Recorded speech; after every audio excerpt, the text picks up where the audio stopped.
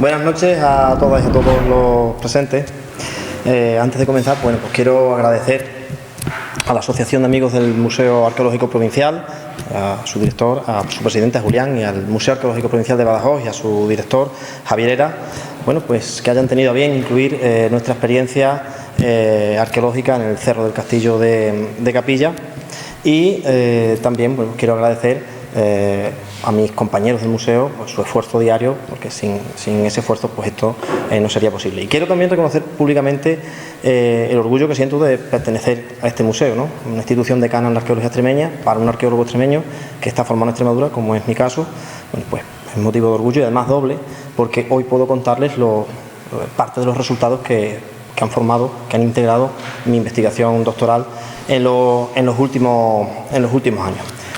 Como digo, voy a hablarles del Cerro del Castillo, para mí un yacimiento magnífico, para mí, y lo voy a hacer a partir, siguiendo el orden de una serie de apartados que vemos aquí, apartados principales, de 6 apartados, que iré desgranando a medida que vaya realizando mi presentación. Pero que ya les adelanto un poco el esquema que voy a seguir. Vamos a hablar del proyecto, qué es lo que se perseguía con ese proyecto, los objetivos del mismo, el marco geográfico, que será muy importante, será determinante para el devenir del propio Cerro del Castillo, el papel de las fuentes escritas en la historia del asentamiento, la arqueología del asentamiento andalusí, que es el bloque más importante, lógicamente, el bloque arqueológico, y nos acercaremos también un poco al contexto territorial e histórico de este sitio, ¿no?, que ha costado desentrañar.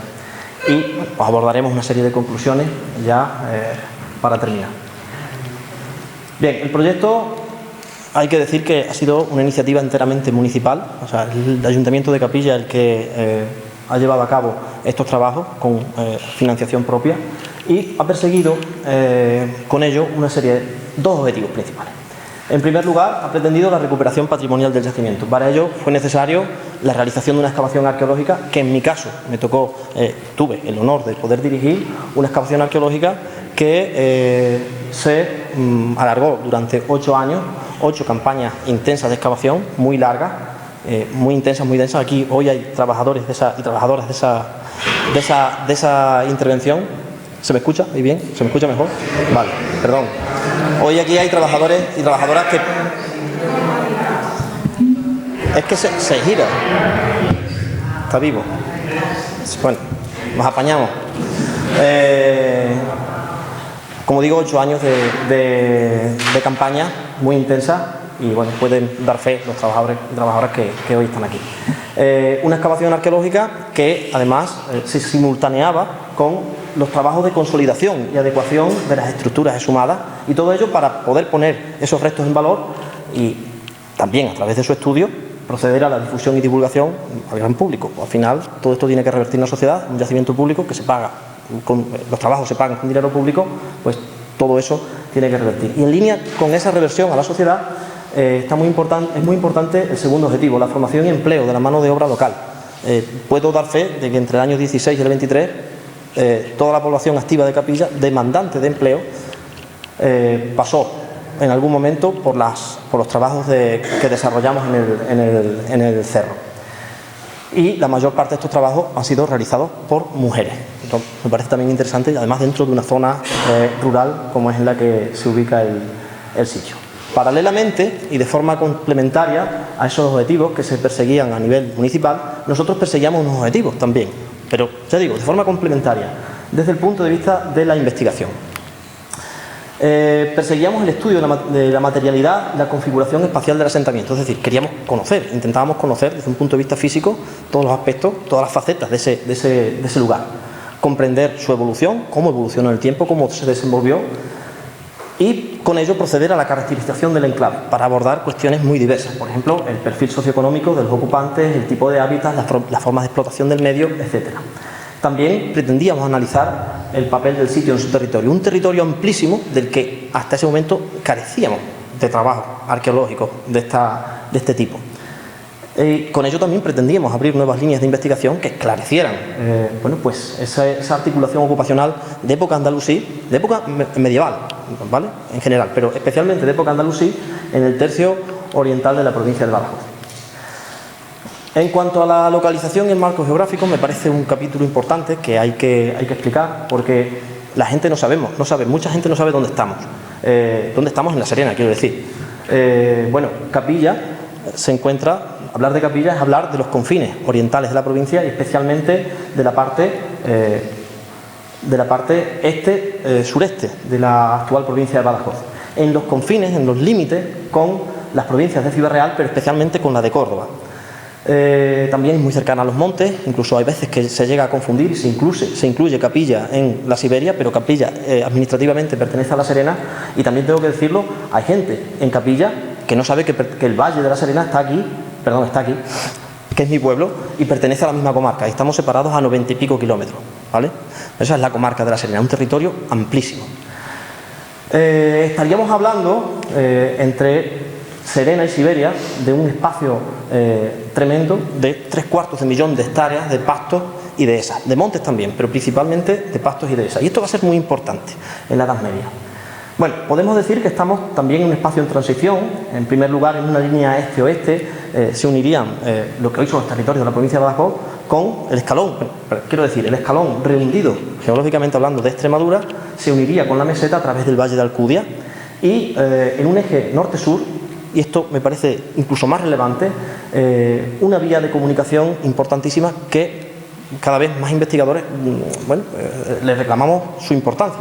Una importancia que desde la prehistoria parece constatarse, ¿no? Que es la vía que se abre entre el Guadiana medio y el Guadalquivir medio a través de los ríos Zújar y Guadiato. El Zújar es tributario del Guadiana, pero nace muy cerca del Guadiato. Desemboca en el Guadiana, a la altura de Villanueva de la Serena, y el Guadiato nace, como digo, muy cerca del Zújar, pero desemboca en Córdoba capital, en las inmediaciones de Córdoba capital. Por tanto, y además supone el camino más fácil para cruzar Sierra Morena y unir ambas cuencas hidrográficas. Y esto va a tener una importancia tremenda durante muchos periodos, pero especialmente en la Edad Media. Por tanto, estaríamos hablando de un espacio en transición, o un espacio transicional. En cuanto al papel de las fuentes escritas, hay que distinguir entre fuentes literarias árabes y fuentes de época cristiana. En cualquier caso, son ambiguas, son escasas, pero hay grandes diferencias entre una y otra. En cuanto a las literarias árabes, y para el caso del Cerro del Castillo, son muy escasas. Y destaca, ante todo, una, que es la que nos aporta el geógrafo Al-Idrisi a mediados del siglo XII, cuando nos habla de la población de Cabal. Él, en una descripción que hace del camino del norte, de Córdoba a Mignasa, enumera una serie de poblaciones que hoy reconocemos en poblaciones actuales, y una de ellas es Cabal. Además nos da la distancia que existe entre ellas, las jornadas camineras que hay, y teniendo en cuenta esas distancias y el reconocimiento de esas poblaciones actualmente, pues el Cabal se reconoce en el Cerro del Castillo, en lo que hoy es el Cerro del Castillo de Capilla. Por tanto, esto ya nos está diciendo que es un lugar reconocido en ese camino del norte. Pero también nos hace una descripción, nos hace una enumeración de las poblaciones importantes en la Sierra Norte de Córdoba, y también ahí cita a Cabal.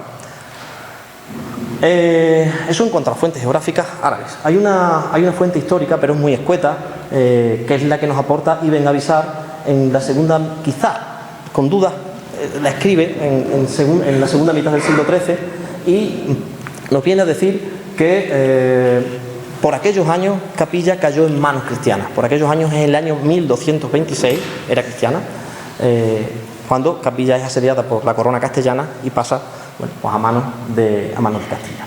Hasta ahí las fuentes literarias árabes. Al-Idrisi, aquí hago una transcripción de lo que nos cuenta, dice: de Córdoba a Ovejo hay 25 millas, de Pedroche hay una etapa, de Pedroche a San Cunilla, Santa Eufemia, hay 18 millas, de Santa Eufemia a San QRQ, posiblemente el castillo de Madroñiz, que está en el término del Viso, pero muy cercano a Cabeza del Buey. Hay 12 millas, a Cabal hay 12 millas, y a BTRLS, Vitralas, Garlitos, el actual Garlitos, hay 8 millas. Es decir, las distancias coinciden, ¿no? También nos describe la Sierra del Norte, ¿no? Las poblaciones de la Sierra. Desde Córdoba al castillo de Villandar hay 23 millas, entre Villandar y el castillo de Azuaga hay 16 millas, de Córdoba a Pedroche hay 60 millas, y entre el Pedroche y el castillo de Gafic, que es Belalcázar, hay 6 millas, entre Gafic y Cabal hay 12 millas, que son las existentes. ¿Qué nos cuentan las fuentes cristianas? La más antigua de ellas es un diploma de Alfonso VIII, fechado el 18 de septiembre de 1182. Hasta ahora es la más antigua que hemos podido reconocer, en la que aparece mencionada Capilla. Y en este diploma, Alfonso VIII concede el derecho de cobro de portazgo a la Orden de Calatrava, que por esos momentos, por esos años está muy próxima a Capilla, ocupando las tierras de Chillón. O sea, eso estaría en manos cristianas, y Capilla está en manos musulmanas. Concede a la Orden de Calatrava el derecho de cobro de portazgo de todas las mercancías, ganados, albarranes, soldados que vinieran de cabalgada por el camino de Córdoba a Toledo, con 2 lugares para el derecho de cobro, es decir, Úbeda al este y Capilla al oeste. Por tanto, Capilla al oeste sería uno de los lugares más destacados de la frontera, por lo menos que reconocían los cristianos. Las crónicas medievales focalizan mucho en el hecho de armas que supone la conquista de Capilla en 1226, el asedio y la conquista. Pero son posteriores a su conquista, lógicamente. La más temprana es la Crónica Latina de los Reyes de Castilla, y yo destacaría otra que es la Crónica de 20 Reyes, una de las conocidas como Crónicas Alfonsíes, que es algo posterior, pero también del siglo XIII. ¿Qué es lo que nos cuentan las fuentes? Bueno, pues nos dan muchos detalles de ese hecho de conquista. Hay quien incluso llega a decir que nos dan detalles abrumadores sobre ese hecho, y tiene su lógica, porque además guardan un silencio enorme respecto a otras poblaciones que están en manos musulmanas, que son próximas a Capilla, pero no aparecen de ninguna manera, aparecen citadas. Y es que tiene su importancia, tiene su lógica, como veremos. Bueno, pues lo que nos cuentan es ese hecho de armas, pero hay que contextualizarlo. En 1212 ocurre la batalla de las Navas de Tolosa, en la que las tropas de Alfonso VIII y su coalición vencen indudablemente a los almohades, y a partir de ahí, no como causa directa, pero sí como una causa lejana, el imperio almohade parece debilitarse. En 1214 ambos contendientes están también muy desgastados por la guerra, y año tras año comienzan a reeditarse las treguas entre cristianos y almohades, entre la corona de Castilla y los almohades. Pero ante ese debilitamiento, en 1224, Fernando III decide no renovar las treguas y ataca el valle alto del Guadalquivir, la zona de Jaén, aprovechando las fortalezas que tenía Castilla, que había adquirido, que había ganado tras las Navas de Tolosa. Manejando la diplomacia, manejando la amenaza directa y también una habilidad tremenda para poner en contra a sus propios enemigos, Fernando se va abriendo paso por el valle del Guadalquivir. Y asistimos, ante ese debilitamiento almohade, a la reedición de unas nuevas taifas. Concretamente estaríamos en las terceras taifas, muy efímeras, que los castellanos aprovechan hábilmente. Uno de estos reyezuelos, que se ha autoproclamado rey de Baeza, totalmente desautorizado por los almohades, es Albayasi, traducible por el baezano. Bueno, pues Fernando entra en contacto con él. El baezano está en una posición débil frente a otros gobernantes andalusíes y se somete a vasallaje de Fernando, acepta a Fernando como señor,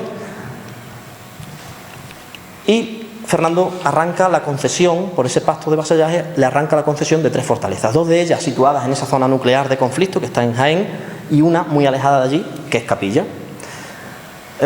No tiene problema al ocupar las 2 primeras, pero se encuentra con la oposición de los de Capilla. No quieren someterse al nuevo señor.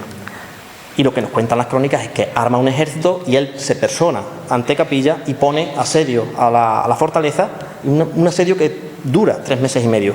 Un asedio durísimo. Las fuentes nos dicen que se lleva a cabo día en noctuque, de día y de noche, sin intermisiones, sin interrupción, insistens et infatigabiliter, de forma insistente e infatigable, impugna la fortaleza. Y en todo este lío, el baezano está ayudando a su señor, le ayuda con vituallas, con mucha farina, mucho fierro y cuerdas. Nos dice que cuerdas para los ingenios, cuerdas para las máquinas de asedio. Los almohades cordobeses, el señor de Córdoba era el baezano, ven en el baezano un traidor que está ayudando a los cristianos en la conquista de Capilla, y en un truculento episodio de toda esta historia lo asesinan y la línea de suministro se paraliza. Y pues, los defensores los atacantes de Capilla deciden, se plantean si levantar el asedio o continuar, pero la influencia de la madre del rey, el rey todavía es joven, y la influencia de su madre, doña Berenguela, diciéndole que debe perseverar en el asedio, bueno, pues hacen que ese asedio continúe, y al final de todo ese cerco a Capilla, los defensores piden una tregua que consiste en que les deje enviar unos emisarios a Córdoba pidiendo la ayuda, la intervención de un ejército cordobés para que rompa el asedio, y si en 8 días no llegase nadie a Capilla, ellos entregarían la fortaleza, pero el castellano debía dejarle salir con sus familias y con los bienes muebles que pudieran llevarse. Allí en 8 días no se persona nadie y por tanto entregan la fortaleza. Y el rey cumple su palabra y les protege y les lleva, les escolta hasta Gafit, que todavía estaba en manos almohades. Y Capilla es ocupada por los castellanos y abandonada por los musulmanes. Eso es lo que nos cuentan las crónicas. También nos cuentan algunos hechos importantes, ¿no? Y que la fortaleza se rinde bajo pacto, o sea, no se rinde por fuerza. Nos dice la crónica de 20 Reyes que los cristianos llegaron a asaltar la fortaleza, pero que los musulmanes se refugiaron en el Alcázar y que de allí no había quien los sacara, entre otras cosas. Bueno, el Cerro del Castillo es una ocupación principalmente de época medieval. Hemos constatado ocupación prehistórica, de bronce final, hemos ocupado también calcolítica, pero principalmente es una gran ocupación medieval, especialmente de época musulmana. Y para que hagamos una especie de zonificación arqueológica, un pequeño esquema de una composición del lugar, de cómo funciona todo el cerro, bueno, pues hay que decir que en la parte más elevada nos encontramos el recinto superior, que tuvo una torre, y de hecho esa torre está allí, lo tiene, ¿no? Una torre en su parte central. Ese recinto superior está rodeado de un recinto intermedio y de lo que parece ese recinto intermedio, por el lado meridional, por la parte más vulnerable del cerro, parece que experimentó una ampliación con este recinto inferior. Y fuera de todo ello nos encontramos con la ocupación extramuro. En la parte más elevada del cerro, bueno, pues podemos reconocer lo más conocido de Capilla, que es su castillo bajo medieval, un castillo ya de época cristiana, que aprovecha sabiamente esa torre anterior. Y si vemos aquí el trazado de las murallas, bueno, de alguna manera quieren dejar integrada esa torre, como así hacen, y algún elemento más también interesante. Bueno, algunos restos repartidos por el cerro, bueno, pues son restos de murallas, de tapiales, cubos, torres, partes prácticamente inaccesibles. Aquí tenemos una imagen aérea de una vista de esa ocupación extramuro, fuera de la fortaleza. Bien, metodológicamente nuestro trabajo se basa en los principios de la arqueología espacial y bueno, pues este método lo que hace es estudiar los asentamientos desde 3 enfoques espaciales diferentes. En primer lugar, bueno, el nivel microespacial, es decir, mirar con mucho detalle, bueno, pues se trataría de reconocer multiplicidad de aspectos que conciernen exclusivamente al yacimiento, teniendo en cuenta sus unidades organizativas, es decir, las unidades que lo componen, unidades habitacionales, casas, calles, la dispersión de materiales,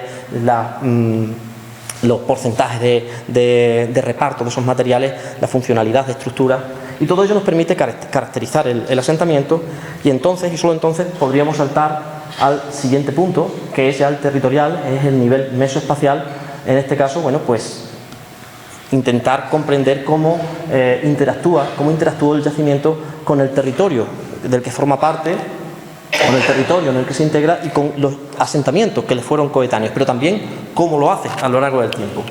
Y ya en tercer lugar, a nivel macro, manejamos 2 aspectos, que es el contexto suprarregional.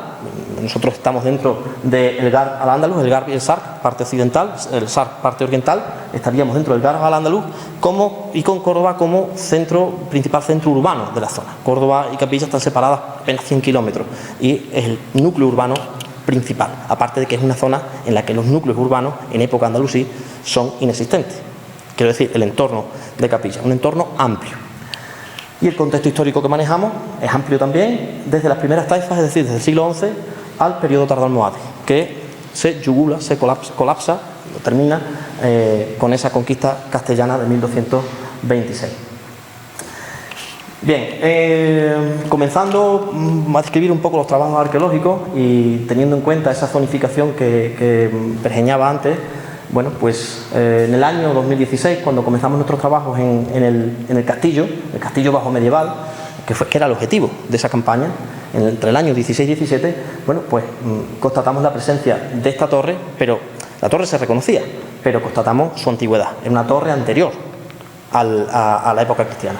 Una torre que acabará siendo la torre del homenaje del castillo de Capilla, una torre con unos paramentos de más de 3 metros de anchura y con un aljibe en su interior, el aljibe chico, y fue llamado chico al año siguiente, que fue cuando ya se excavó el grande.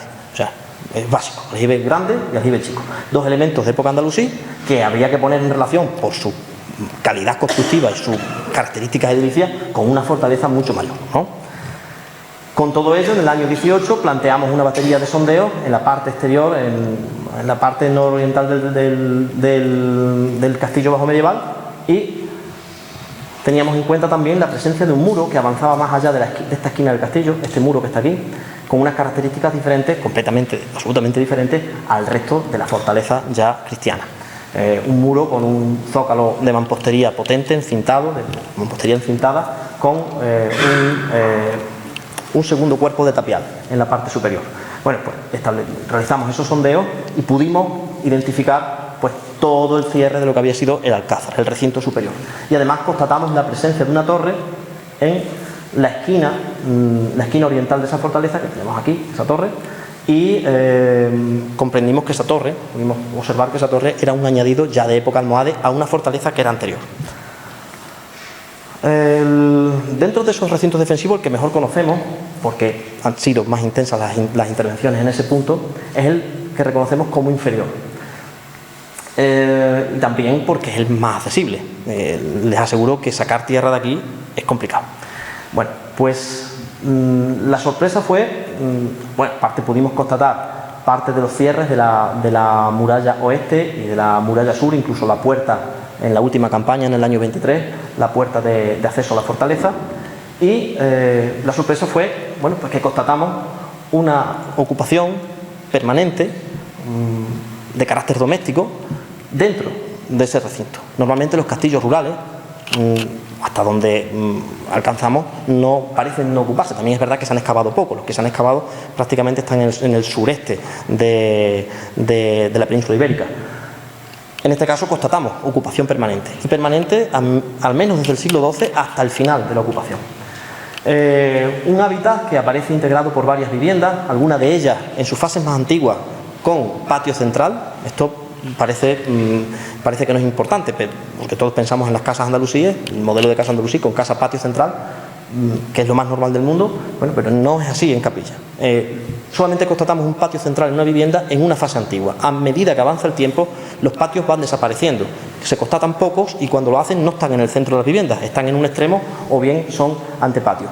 También lo que vimos en este sector intramuro fue una intensa actividad constructiva, de reforma, que conllevó a la compartimentación continuada de las viviendas, y de 3 viviendas al final se generan 7. Por tanto, los espacios cada vez van siendo más pequeños. Y esto tendrá su explicación.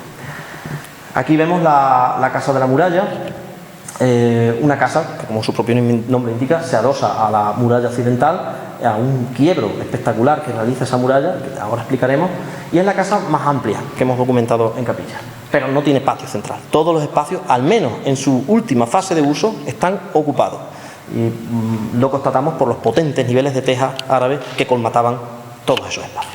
Bueno, pues esta es la casa más amplia, con unos 95 metros cuadrados, que supera en amplitud al resto ampliamente, porque la media está en unos 50 metros cuadrados.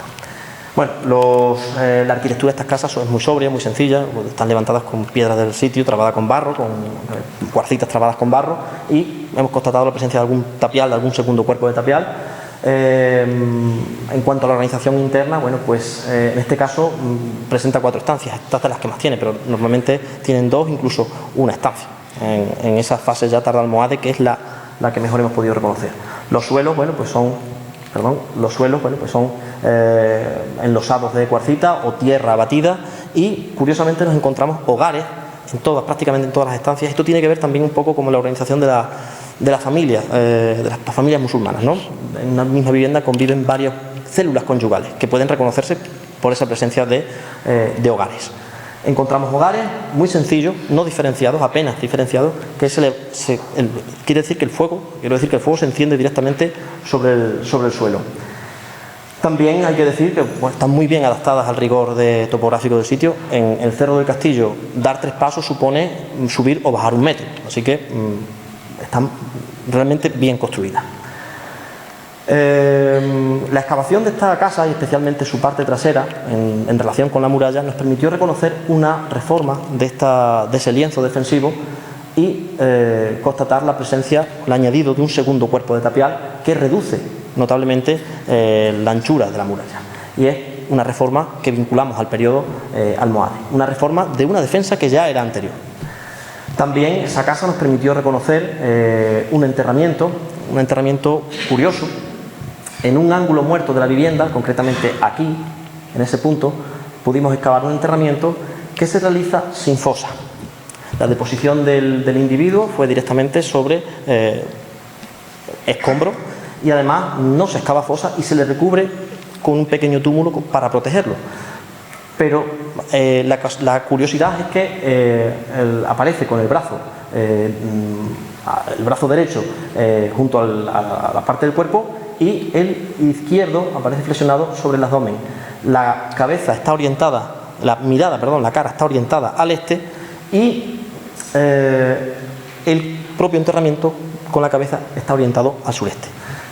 Es un enterramiento islámico, pero no responde a los principios, al ritual clásico de enterramiento del cuerpo de decúbito lateral, en este caso es decúbito supino, pero ese mismo ritual con el brazo flexionado, el brazo izquierdo flexionado sobre el abdomen y el brazo derecho a lo largo del cuerpo, nos lo encontramos en otras necrópolis, no es extraño, en otras necrópolis andalusíes, y siempre coinciden con individuos varones. En este caso, el análisis forense pues concluye que es un individuo varón de entre 35 y 40 años y que presenta un traumatismo en el tórax, y en la excavación de ese tórax encontramos una masa metálica que pudo ocasionar ese traumatismo, una masa de hierro.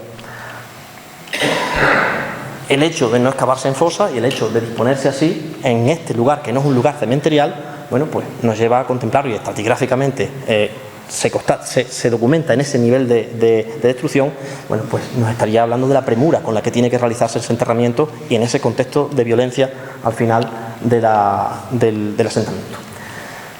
También, pues la excavación, como digo, de este sector del recinto inferior nos permitió reconocer y avanzar mucho en el conocimiento de las murallas de capilla.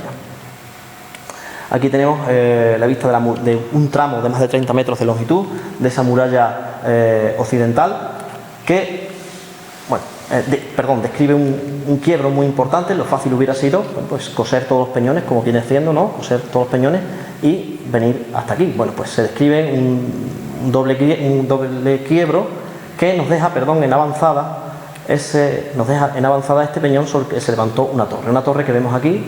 No sé si se ve, yo sé que está ahí, no les miento. Aquí hay una torre, ¿vale? Aquí se ve un poco mejor el paramento de esa torre y pues para que veamos un poco la destreza con la que se construía en el lugar.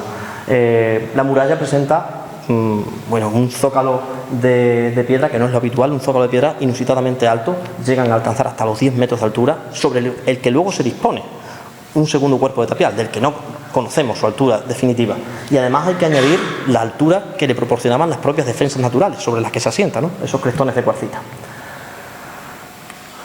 Fuera de la fortaleza, pues encontraríamos la ocupación extramuros.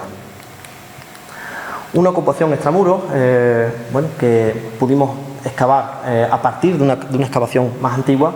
Nosotros pudimos ampliar los frentes norte y los frentes sur y pues llegamos a excavar unos 1000 metros cuadrados y a reconocer lo que viene siendo un barrio de época tardoalmohade, que presenta algunas diferencias notables con respecto a lo que veíamos dentro de la fortaleza. Aquí hemos reconocido 8 viviendas que se organizan en torno a una calle escalonada, que es esta, que serpentea. Esto sería hacia arriba y esto sería hacia abajo. No lo he dicho antes, pero continuamente se reaprovechan. Esto que tenemos aquí es un farallón de cuarcita que se reaprovecha como un muro, y además la orientación de las cuarcitas es armoricana. En geología esa orientación es noroeste-sureste y no cambia, eso siempre es así. Pues esa orientación de las cuarcitas fuerza la orientación de todo el caserío, de todos los caseríos que hemos excavado en Capilla, y obtienen esa curiosa orientación, ¿no? La que les impone la geología del sitio. Como digo, estas casas situadas fuera de la muralla presentan notables diferencias con lo que hemos visto dentro. En primer lugar, el espacio. Son mucho más pequeñas. Estaríamos hablando de casas en torno a 40-45 metros cuadrados, frente a las otras, que me parece que tenían una media de 57. Tampoco encontramos desagües, que sí los encontramos arriba, eso lo veremos ahora. No hay desagües, no hay una infraestructura hidráulica básica, no existe. Y además no vemos reformas. Es decir, este caserío se levanta y se abandona rápidamente, no da tiempo a hacer reformas en él. Y además, ya de por sí, las viviendas son de superficie muy reducidas. En cualquier caso, caserío intramuro y caserío extramuro se agotan en el mismo momento, en esa conquista de 1226. En cuanto a las estructuras, bueno, pues hemos diferenciado entre defensivas, domésticas, de transformación, de tránsito, de canalización o de almacenaje y captación de agua. En cuanto a las defensivas, bueno, pues las murallas que están integradas a su vez por lienzos y cubos, con esos altos zócalos pétreos. En este caso, ahí tenemos un dibujo arqueológico de ese frente de muralla occidental, pero por ejemplo aquí tenemos una imagen de la continuación de esa muralla que lógicamente esta no se excavó, esta puede verse, con un zócalo, bueno, que llega a tener más de 8 metros, y luego sobre ese zócalo se dispone un segundo cuerpo de tapial. Esta foto está hecho con dron, aquí no se puede acceder a menos que se haga escalada. Bueno, algunas de las torres que existen todavía por el cerro, en la parte más oculta, más inaccesible y que da para el pueblo. De hecho, si nos damos cuenta, fijaos dónde están las casas de capilla. Bueno, de hecho, una vez excavando se nos soltó una piedra y le hundimos a uno el tejado. O sea, bueno, y nos enteramos a los 3 días. Bien, la excavación de la casa de la muralla nos permitió también reconocer, como digo, esa reforma de la misma, pero también nos permitió reconocer otros aspectos más específicos, como por ejemplo el revestimiento de los tapiales. Esto es un tapial calicostral, es un tapial que lleva una protección epidérmica. ¿Qué quiero decir? Cuando se dispone el tapial, el hormigón dentro del cajón, antes de disponer la tongada que corresponda, se le dan unas paletadas de mortero de cal contra los tablones y luego se dispone la tongada interior del mortero, de hormigón, de tal manera que cuando retiramos el armazón se produce una especie de enlucido encofrado, si se me permite, ¿vale? Por tanto, presenta un plus de calidad esos tapiales. Y además nos han permitido reconocer la longitud de los cajones de tapial, que son similares a los de la cerca almohade de Cáceres, en torno a 2,55 metros de largo. Son muy grandes los cajones. Pero también hemos reconocido otros tratamientos epidérmicos de la muralla, como en este caso, que nos encontramos con un enlucido fino de mortero de cal y que siempre aparece dispuesto sobre zócalos de mampostería, no sobre tapial, sobre zócalos de mampostería. Y ese enlucido, cuando está fresco, sobre el mortero se trazan unas líneas verticales y horizontales dibujando un falso despiece de sillería. Y además, dentro de cada uno de los cuadrados nos encontramos, reconozco que la foto es mala, pero es que no se puede llegar más allá. Dentro de cada uno de los cuadrados encontramos una especie de... Se ha simulado el repiqueteo, el abujardado del cantero. Se está simulando un falso despiece. Y este tipo de despiece se fecha en época taifa. Por tanto, estaríamos hablando de las murallas más antiguas, ¿vale? Eso es un dato importante. Otras estructuras, bueno, pues son las domésticas como los polletes o bancadas, ¿no? Esto vale pues para descansar, para sentarse, como basar, para colocar cosas. Capilla es muy polifuncional y lo veremos.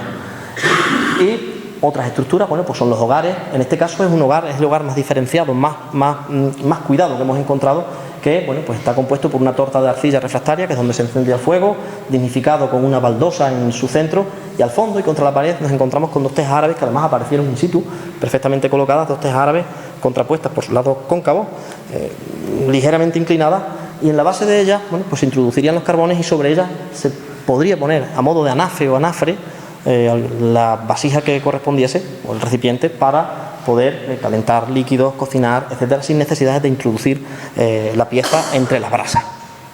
Pero ya digo que es un caso excepcional. El resto, la lumbre se hacía sobre el suelo.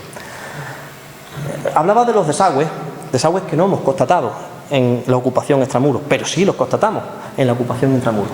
Desagües que están por encima del suelo. Nosotros los llamamos desagües aéreos, permítaseme, es que es difícil nombrar esto, pero es un desagüe que no tiene una tarjea, no tiene un canal, sino que mediante la inclinación de los suelos, hábilmente y de forma absolutamente funcional, son capaces de canalizar perfectamente el agua de lluvia, pero eso sí, de unas casas a otras. Y lo hemos podido comprobar porque nos ha llovido muchas veces y hemos visto que funciona.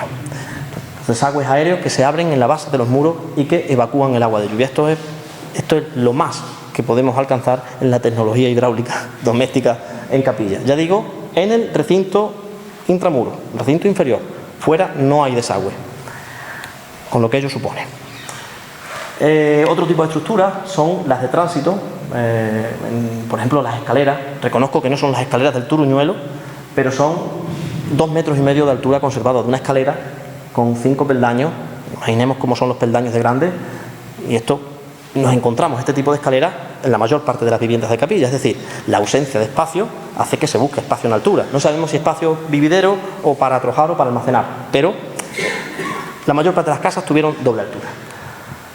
Otras estructuras de tránsito, bueno, pues son los escalones, los umbrales, las gradas, que son muy habituales, sobre todo dadas las diferencias de cotas. Una habitación de una misma casa y otra estancia pueden estar separadas por una altura de 3 metros perfectamente, incluso más. Entonces, los escalones y las gradas dentro de las viviendas son muy habituales, tienen que adaptarse a ese rigor topográfico. Bueno, en cuanto a los viales de comunicación, más que calles, los viales de comunicación, como digo, hemos constatado dos: uno principal en la ocupación extramuros y este, que es un magnífico ejemplo de calle documentada en el ámbito intramuros, al que se abren varias viviendas, incluso algún callejón que da acceso a otras viviendas más interiores, y además, bueno, podemos reconocer hasta los umbrales, ¿no?, de esas viviendas. Más de 35 metros lineales de calle que, bueno, presentan un suelo de grava compactado y hasta ahí, con una anchura que no llega a los 2 metros en el mejor de los casos. Y otras estructuras también son las de transformación, reconocidas como puestos de molienda. En este caso, bueno, pues un puesto de molienda que conservó in situ las 2 piedras de molino, la fija y la volandera, precisamente junto al hogar. Aquí está excavado y aquí está en proceso de excavación, y esto nos viene a demostrar que en este espacio, además de cocinar y también consumir alimentos, como así nos demuestra el material, también se hilaba y se molturaba. Por tanto, se hacían muchas actividades. Los aljibes y captaciones de agua. Bueno, junto con las murallas, los lienzos y las torres, los aljibes representan la nota diferenciadora en la arquitectura de Capilla, de una calidad indiscutible. En este caso estamos en el aljibe grande. Es una pena que tengamos poco tiempo, porque merece la pena solamente un monográfico para este depósito de agua. Un depósito de agua de 200 metros cúbicos que está perfectamente conservado y que sabemos que se mantuvo en uso desde su creación en época andalusí. No sabemos concretamente en qué momento, siglo XI, siglo XII, no lo sabemos, pero se mantuvo en uso hasta el final de la fortaleza, a finales del siglo XV o muy a principios del siglo XVI. De hecho, queda dentro del castillo bajo medieval, se aprovecha, porque es una buena estructura. Hay otro aljibe que no conserva la bóveda, que está localizado en este punto, hasta el momento es inaccesible, pero bueno, está localizado en este punto. Por tanto, los recintos de Capilla aprovechaban muy bien el agua y sabían almacenarla, podían almacenarla muy bien.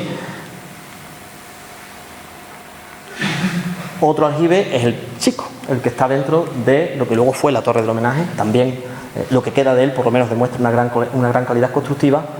Y en el lado opuesto de la calidad nos encontramos con las captaciones de agua, ya ligadas más bien al ámbito doméstico y fuera de los ámbitos militares, pero inteligentemente realizadas, como por ejemplo esta que pudimos excavar en la base de la muralla occidental. Aprovechando la presencia de 2 desagües, este es el desagüe de la casa de la muralla y este es el desagüe de la cimentación de la muralla, se excavó en la vertical, en el suelo, en la vertical de esos desagües, se excavó una poceta en la cuarcita, que es esta de aquí, la cuarcita blanda, que está entre los peñones duros, esta cuarcita blanda. Bueno, pues ahí se excavó una poceta y, bueno, se dotó de una especie de escalón para poder acceder a ella, de una piedra cantarera que está trabada con mortero de cal. Es el único ejemplo, junto con una teja árabe que hay aquí, que está trabada con mortero de cal fuera de la fortificación, una teja que recoge el agua, las urgencias de agua cuando llueve mucho. En esos temporales, bueno, pues comienza a fluir el agua y conduce el agua hasta el centro de esa poceta. Cuando esto se colmata, hemos podido constatar que también se evacúa hábilmente con otros 2 desagües y que seguramente sería aprovechada más abajo. En esta oquedad encontramos incluso una pequeña cantarilla dispuesta en este sitio. Además, el material pues tiene que ver con grandes tinajas, con cántaros, incluso con material que vinculamos a la higiene personal en este lugar. Se recogería el agua de estos 2 desagües, pero también se recogía el agua que escurría por este peñón a través de la construcción de un canal de sección en U. No se aprecia bien, pero les aseguro que tiene una sección en U que conduce el agua hasta la poceta, ¿vale? Se aprovechaba hasta la última gota.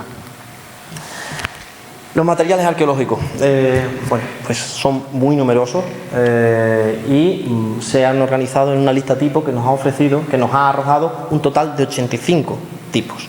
Pero el material les aseguro que es muy cuantioso y también es muy diverso.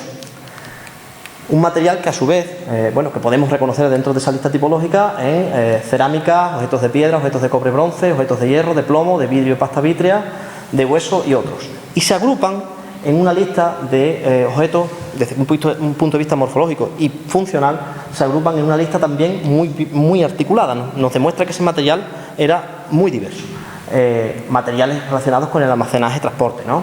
Materiales relacionados con la cocina, con la mesa, con usos múltiples, con iluminación, hilado textil, objetos de puerta y cerradura, de juego, molienda, apliques metálicos, objetos de adorno personal, monedas, elementos de actividad ganadera, elementos de agricultura, carpintería, armamento, pesas ponderales, objetos de higiene personal, objetos de uso complementario, de uso ornamental, de uso constructivo, relacionados con la pesca, con la albañilería y otros. Por tanto, nos demuestra una gran diversidad. Unos materiales que, en el caso de las cerámicas, que son los objetos mayoritarios, unos materiales que nos ponen en relación directa con Córdoba como principal centro productor y comercial. Hay piezas elaboradas en el sitio, pero son pocas. La mayor parte del material es importado. Y además, dentro de esas piezas importadas hay piezas de gran calidad. Hay muchas piezas de gran calidad y además que rozan el lujo o que podrían considerarse que forman parte de los objetos de lujo, objetos suntuosos. Y eso contrasta con los ambientes en los que son localizados, unos ambientes tan sobrios, ¿no? Bueno, también es muy importante el conjunto de armamento, con algunas bastantes puntas de lanza y especialmente numerosos los dardos de ballesta que han sido localizados en todas las áreas excavadas, en todas las unidades que componen el caserío, que sobrepasan los varios cientos y que se localizan en esos niveles de destrucción que tenemos que vincular con ese final traumático del sitio. También, bueno, pues han localizado dagas que incluso algunas de ellas pues, conservan los elementos de sus guardas, ¿no? de la funda, los elementos metálicos. Pero son unos magníficos ejemplos de material bélico que encuentra sus paralelos únicamente en Alarcos actualmente. Dentro de ese armamento hay que hacer una mención especial a lo que en Capilla conocen como bolos.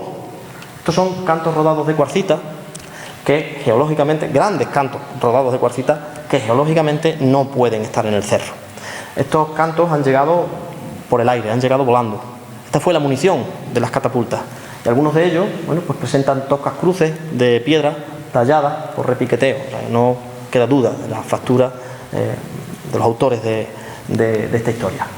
Bueno, otros objetos pues son los cobres y bronces sobredorados, que también son elementos de lujo, que son habituales dentro del sitio. También debió tener mucha importancia el hilado y textil. Aquí tenemos una serie de torres de rueca, pero hay numerosas puntas de uso de cobre, puntas de uso para hilar, y esto, bueno, pues debió tener una importancia dentro de la economía, de las economías familiares de la gente que vivieron en el sitio.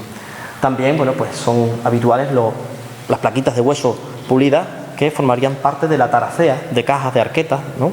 de pequeñas arquitas que, bueno, pues pueden considerarse también objetos de lujo. Unos materiales que aparecen repartidos por el cerro de forma totalmente, o sea, quiero decir, nos podemos encontrar con materiales de todo tipo dentro de una misma estancia, y con estructuras de varios tipos. Quiero decir, estaríamos hablando de espacios multifuncionales, porque en un mismo espacio sabemos que se encendía el fuego, la gente podía calentarse, podían cocinar, podían alimentarse, a la vez jugaban, a la vez se almacenaba, a la vez molturaban, tejían, es decir, todo derivado de la escasez de espacio y también de una aglomeración demográfica considerable. Desde un punto de vista relativo, ya hablando un poco de las fases constructivas del sitio, me ceñiré únicamente al recinto inferior, que es el que mejor conocemos. Bueno, pues en primer lugar debió levantarse el recinto defensivo, a lo que siguió, bueno, pues ese caserío interior que sabemos que ya estaba allí en el siglo XII, con una casa, una al menos, que tenía un patio central, pero que inmediatamente van a empezar a compartimentarse y los patios ya dejan de ser centrales, ya escasean, se siguen compartimentando en la última fase y nos encontraríamos con el levantamiento ya del caserío extramuros, en el que no encontramos ninguna reforma constructiva. Y bueno, pues todo eso se agotaría, como digo, en 1226. Con todo ello podemos abordar ahora la caracterización del sitio y estaríamos hablando de la fortaleza. Sería una fortaleza pequeña de 1,3 hectáreas que presenta unos rasgos de homogenización y racionalización innegables. Y esto, bueno, nos lleva a plantear la promoción estatal del sitio. Esto es importante porque en los castillos rurales existe un gran debate sobre quién los levantó. O bien las comunidades campesinas que buscaban protegerse en los tiempos, protegerse coyunturalmente en momentos de inestabilidad o de peligro, o es el Estado quien los levanta. En el caso de Capilla es una fortaleza que es de promoción estatal y además con poblamiento permanente. No es de poblamiento puntual, es de poblamiento permanente. Y además presenta una serie de rasgos que la hacen arcaica. No es una fortaleza de la fase almohade, no, es una fortaleza anterior. Y eso, bueno, pues se demuestra por el levantamiento de esos altos zócalos pétreos en hiladas regulares de mampuesto. Esto es una característica que hace del sitio, que resalta el arcaísmo del sitio. El que no se recurra de forma masiva al uso del tapial desde el arranque. Los tapiales se limitan a la parte más elevada de esos zócalos pétreos. En época almohade ocurre lo contrario. Se arranca prácticamente con el tapial desde el propio suelo. Es muy poco lo que se deja al zócalo pétreo. También la escasez el reparto desacompasado de torres. Hay pocas torres y además no están repartidas equidistantemente o con cierta armonía, como sí ocurre en época almohade. La ubicación sobre un crestón rocoso muy escarpado, el trazado quebrado y sinuoso, la presencia de ese falso despiece de sillería que se fecha en época taifa. Estaríamos hablando de una fortaleza antigua. Y la inexistencia hasta el momento de sistemas de cierre acodados, de puertas en recodo, que son más propias de almorávide y especialmente de almohades. Nosotros la única puerta que tenemos es una puerta simple.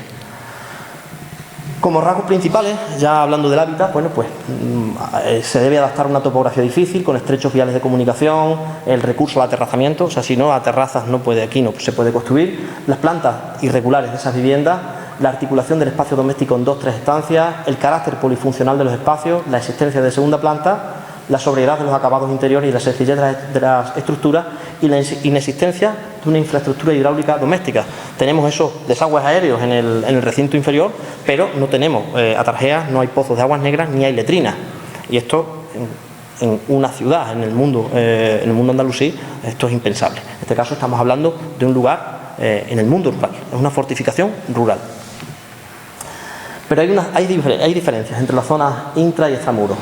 La superficie de las viviendas son más grandes dentro que fuera. Los únicos patios excavados, como digo, se han reconocido intramuros. Casi todos los desagües documentados están dentro.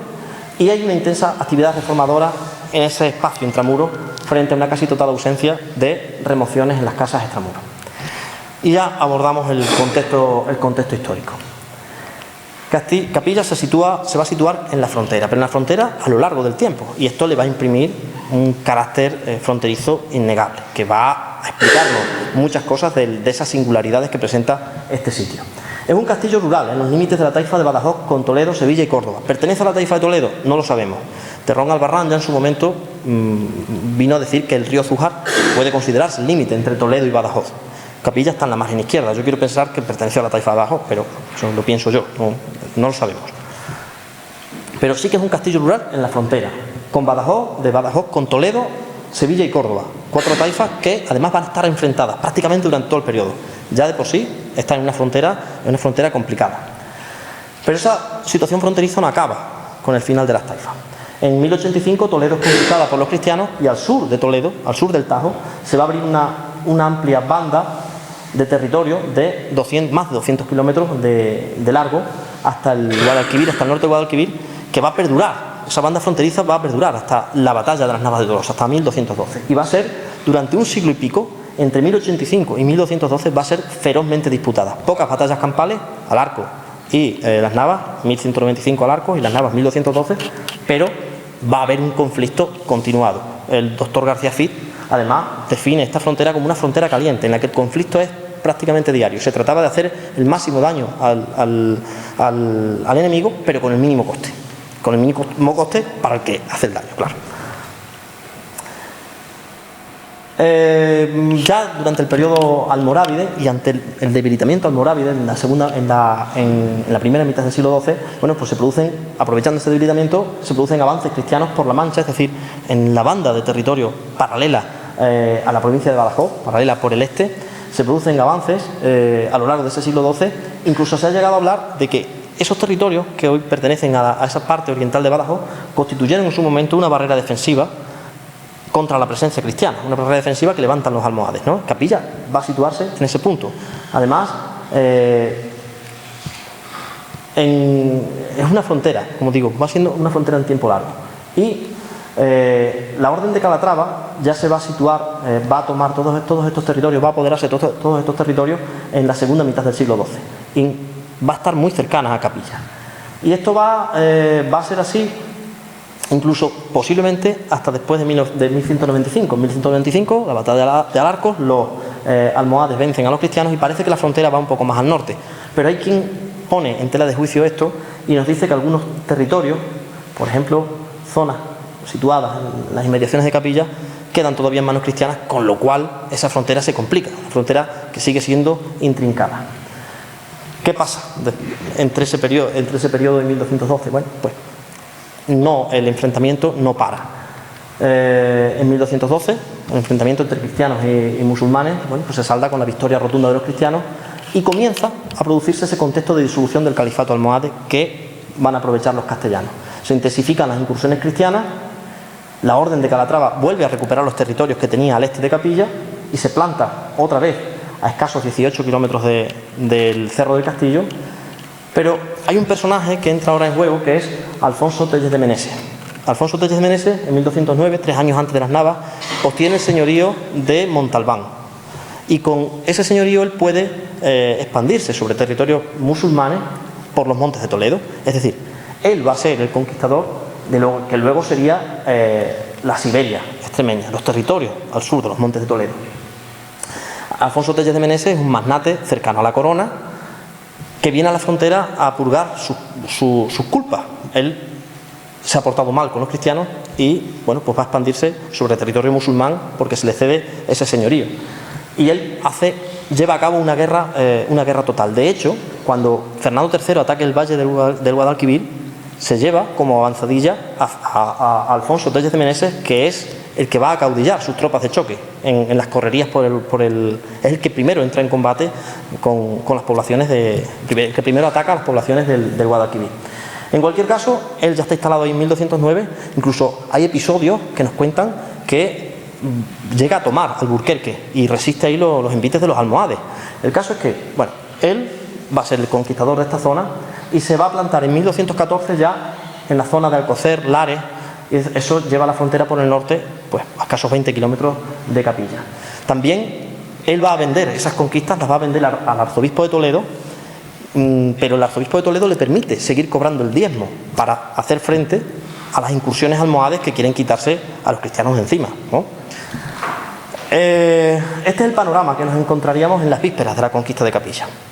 Capilla es una punta de lanza del Islam frente a la cristiandad, frente a unos territorios que se han incorporado recientemente del lado cristiano. En 1214 también va a comenzar la repoblación de esta zona por el arzobispado de Toledo y, como digo, esa proximidad de la frontera cada vez va a ser más acuciante y todo va a confluir en la conquista de Capilla en 1226. Conquistada Capilla en 1226 y Mérida en 1230, quedaba una amplia lengua de territorio en manos musulmanas, que avanzaba más allá de Trujillo, desde la que se lanzaban incluso ataques a los campos de Plasencia y de Ávila, pero en 1233 se conquista Trujillo y la Orden de Alcántara, que ha sido protagonista en esa conquista, le pide al rey permiso para conquistar La Serena, según nos dicen las crónicas, que era de moros, y de alguna manera evitar el peligro que existe entre Mérida y Capilla. Y en 1233 cruzan el Guadiana y atacan Mojáfar, en las inmediaciones de Villanueva de la Serena, actualmente en el Cerro Caco o Cerro Casco, y la reducen a escombros. Medellín cae en 1233, Magacela en 1234, Benquerencia de forma muy curiosa, inmediatamente tras la conquista de Córdoba, y Zalamea, con ciertas dudas, quizás más bien el Argallén, en 1240. Y La Serena quedaría pacificada y, por tanto, la sierra al norte de Córdoba, y se uniría con ese camino natural Zújar-Guadiato, se unirían el Guadalquivir medio con el Guadiana medio, y se garantizaría la línea de suministros que va a ser necesaria para los castellanos para la conquista de Sevilla, que va a ser lo próximo, en 1248. Como conclusiones, bueno, a partir de las aportaciones de la arqueología del asentamiento, pues esto, quedarnos con la idea de que es una fortaleza con origen taifal que se reforma en época almohade y que presenta hábitats permanentes. Eso es un dato que la hace, en cierto modo, casi única. La edilicia doméstica es precaria y polifuncional, el material es variado y extenso y denota a su vez cierta vinculación con Córdoba y el suroeste, la importancia de la actividad del hilado dentro de la economía familiar, la agricultura irrigada, y esto también es importante. Hemos encontrado numerosos cangilones de noria que habría que poner en relación con las vegas del río Zújar, que sabemos que han sido cultivables hasta que el vaso del pantano de la Serena lo inundó en 1991. Muchas familias de Capilla vivían de la huerta hasta hace pocos años. Huertas que quedan visibles, esas norias quedan visibles cuando el pantano se retira con la sequía, y pueden verse pues toda esa amplia banda de tierras fértiles del río Zújar. Por tanto, quedaría allí en el pueblo esa cultura de huerta. También hay que destacar la escasez de moneda circulante. Encontramos pocas monedas y además algunas de ellas en uso, funcionando sobre niveles de uso, moneda, si se puede llamar, enemiga, moneda cristiana. Y es que no había moneda, no tenían moneda circulante. Por eso podríamos hablar de dominio de autoconsumo e intercambio. También podemos hablar de cierta homogeneidad social, no vemos desequilibrios sociales importantes. Y en cuanto al contexto histórico, bueno, pues el Cerro del Castillo, su carácter se explica por esa dimensión fronteriza. Es un sitio hecho por la frontera, una frontera en tiempo largo. Podríamos hablar del estrés fronterizo, ese sometimiento continuo al estrés por la frontera. Recordemos, una frontera caliente hace que el sitio, bueno, pues tenga esas características, ¿no? En la segunda mitad del siglo XII, según Al-Idrisi, ahí está el Cerro del Castillo, y además es un lugar con cierta trayectoria y entidad en el sector. También esto lo vemos en esa concesión que hace Alfonso VIII. La proximidad de esa frontera pudo ocasionar un incremento demográfico en el lugar. Un incremento demográfico que obtendría sus efectivos de dos fuentes principales. En primer lugar, las comunidades campesinas, las aljamas campesinas, que huirían frente a la proximidad cada vez más acuciante del mundo feudal, porque para ellos supone el esclavismo o la muerte, y esto se ha constatado en otras zonas de la península como el Levante, huyen y se enriscan en estos lugares buscando la protección de esta fortaleza. Por un lado tendríamos esas comunidades campesinas que se agolpan en el cerro buscando la protección ante una frontera que baja cada vez más y que está acercando a Capilla de forma inexorable. Y también obtendrían efectivos de la política que está llevando a cabo el califato almohade. Una vez que vencen en 1195, vuelven a recuperar fortalezas antiguas y tienen además que dotar de efectivos a fortalezas que ya poseían, como puede ser Capilla.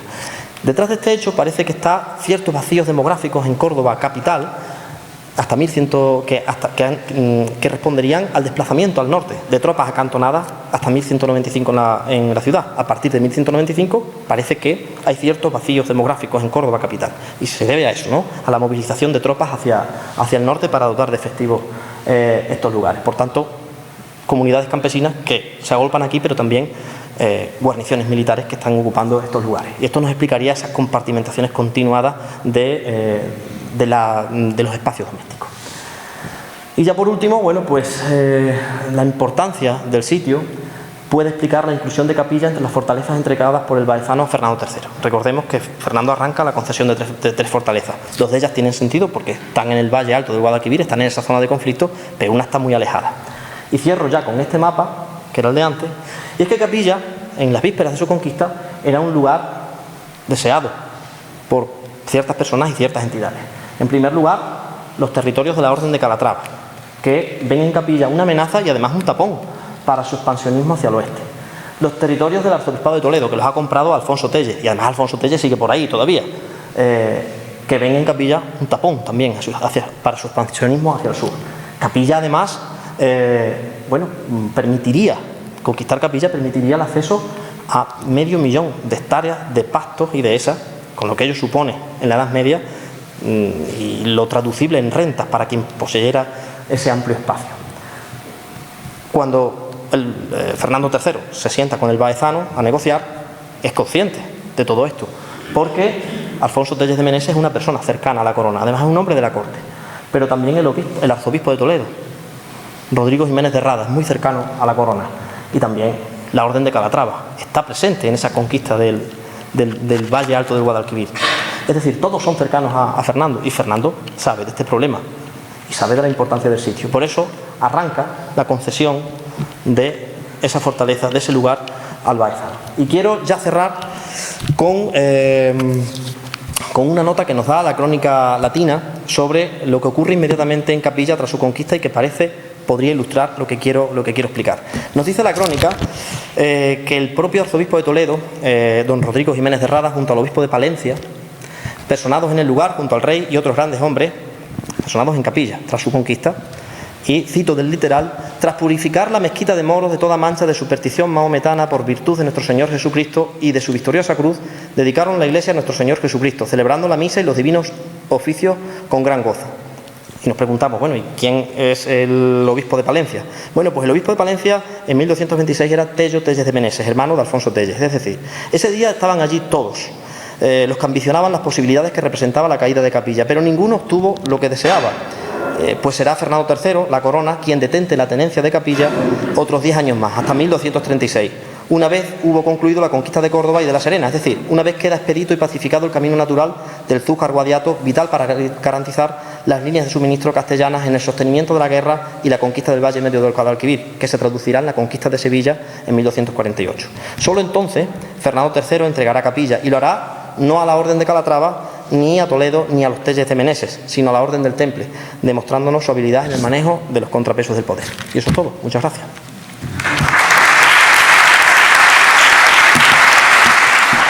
Oral de la posible existencia del cementerio. Concretamente en la ladera meridional, cuando termina el poblado y viene un arroyo que baja desde lo que conocemos como el Peñón del Pez al otro lado, ahí, bueno, pues hace unos años, hace 20, 30 años, cuando aquello se labraba, la persona que lo hacía con su padre nos comentaba que continuamente encontraba fosas encontraban restos óseos y fosas con tumbas en el sitio, con restos humanos. Pero hasta ahí no hemos podido excavar. Venga, los de Capilla, no. A ver, los de Capilla, no. Ellos se lo saben todo. Bueno. Una última pregunta.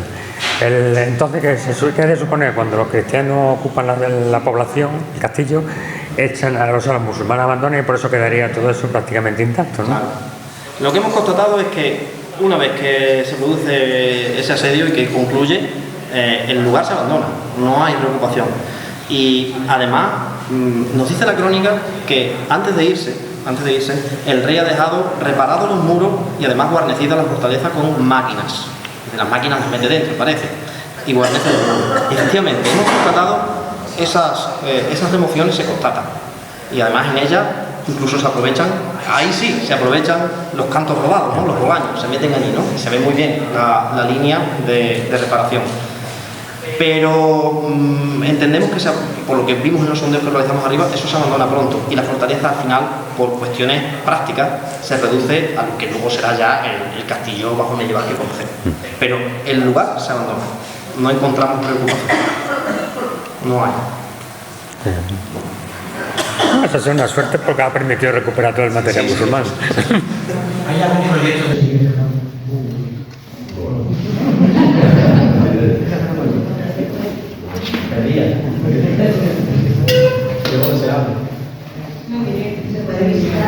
Sí, visitable.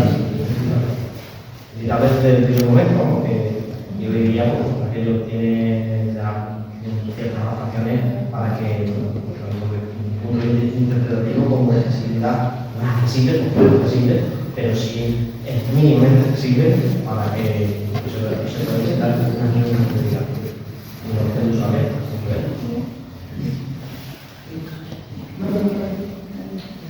Pero las piezas que habéis encontrado están expuestas, ahora tenéis expuestas en algún sitio, Están depositadas aquí en el Museo Arqueológico, pero no.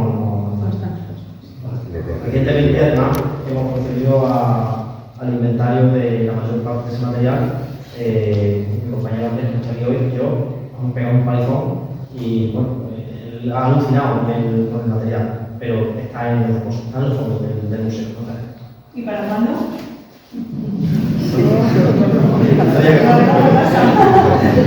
Es verdad que cuando hace 2 años realizamos una pequeña exposición, una microexposición sobre el material relacionado con el hilado textil, muy bonita. El material de capillo, exclusivamente. Pero bueno, hasta ahí. Cuando se renueve la sala de medieval.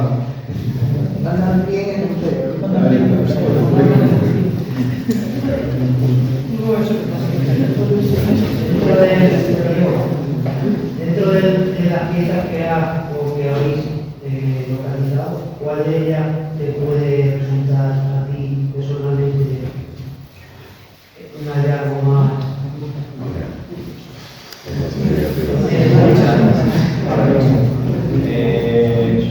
Hay un candil de cerámica, un candil de disco impreso, que presenta un candil de cerámica vidriada, de color miel, que en su pequeño emblema, en esa impresión, presenta 2 llaves que se reconocen como llaves del paraíso.